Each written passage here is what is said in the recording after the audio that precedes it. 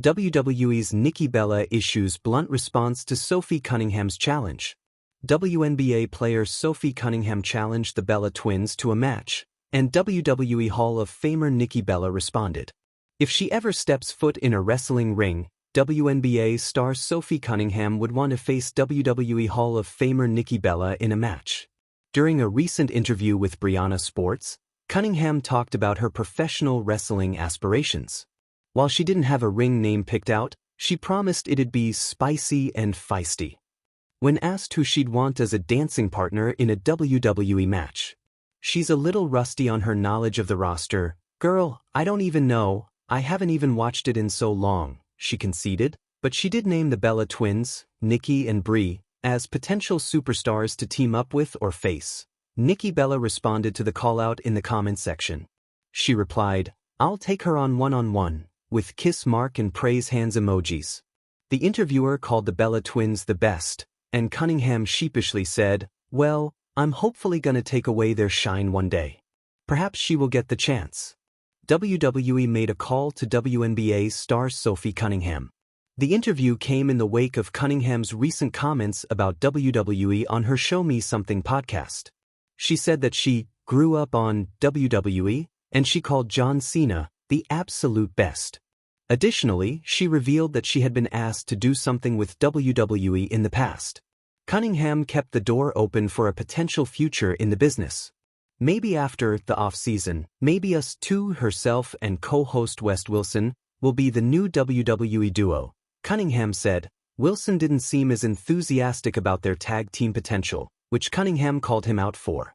"I can tell that you are not a big WWE fan because you don't get amped up, and when I said we could be a wrestling duo, that would hype our fans freaking up," Cunningham said to Wilson.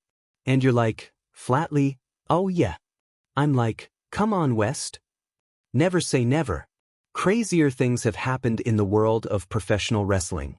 If Cunningham ever joins them, that would become a huge story.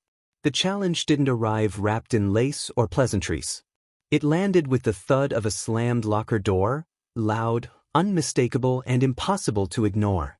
Sophie Cunningham, the WNBA's unapologetic sparkplug, had lobbed a dare across the cultural divide, basketball grit meeting sports entertainment spectacle. It was half bravado, half curiosity, and fully on brand for a player who treats the court like a proving ground. Nikki Bella didn't blink. She answered the way champions do, not with a spiral of hypotheticals or coy deflection, but with a blunt response that carried the weight of experience and the edge of a well-timed mic drop. It wasn't a dismissal. It was a line drawn in permanent marker. "I respect competitors," Nikki said, measured and unmistakable. "But this ring? It's different." That was it. No flourish. No flourish needed. Two worlds, one collision course. Cunningham's challenge had the electricity of crossover dreams. In an era where athletes are brands and arenas bleed into one another, where wrestlers train like Olympians and hoopers sell out arenas, why not? Why not imagine hardwood footwork translating to canvas control? Why not picture a three-point sniper stepping through the ropes? Because Nikki Bella has lived the answer. The WWE ring is not simply a stage, it's a crucible. It demands choreography and chaos in equal measure. It rewards timing, storytelling, and pain tolerance. It punishes hesitation. Nikki didn't just survive it, she shaped it, hoisting the Divas Championship with a smile that hid the grind behind the glamour. When she says, "It's different," it's not gatekeeping. It's testimony. Cunningham, for her part, thrives on confrontation. She's the player who welcomes booze and feeds on the friction. She challenges norms, pushes conversations, and leans into the moment when eyes turn and questions follow. Her challenge wasn't an insult, it was an invitation, an athlete's way of saying, "Let's see what you've got." Nikki's reply didn't shut the door. It bolted it to the frame. Bluntness as respect. There's a particular honesty in Nikki Bella's bluntness. It doesn't diminish Cunningham's toughness or talent. It acknowledges it, then draws a boundary around a craft that demands its own respect.